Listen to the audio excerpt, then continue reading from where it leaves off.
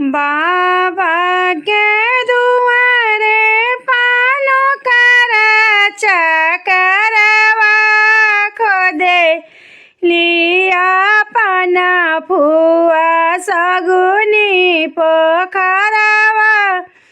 चाचा के दुआरे पानो करा चकरवा खोदे लिया पाना फुआ सगुनी पोखरवा खोदे लिया पाना फुआ।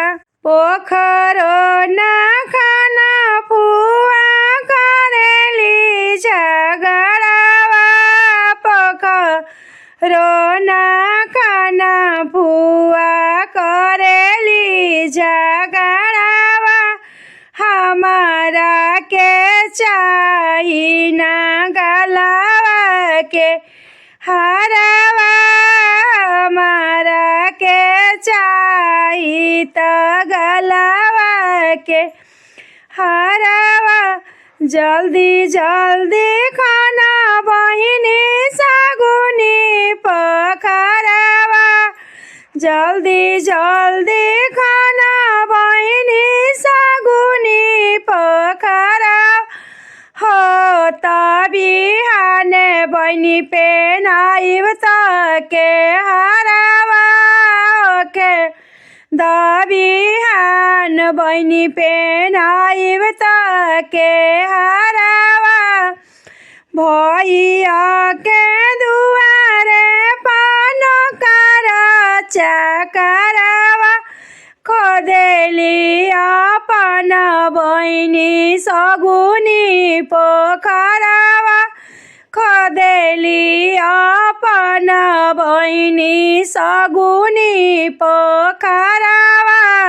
पोखरो ना खाना दीदी करेली झगड़ावा हमारा के चाही भैया गटा के कंगनवा हमारा के चाही भैया गटा के कंगनवा।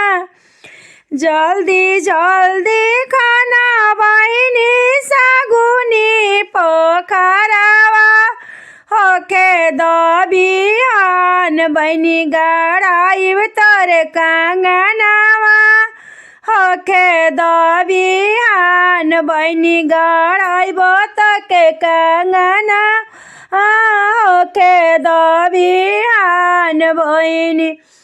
बाबा के दुआरे पानो करा चकरवा खोदेली पाना फुआ सगुनी पोखरवा खोदेली पाना फुआ सगुनी पोखरवा।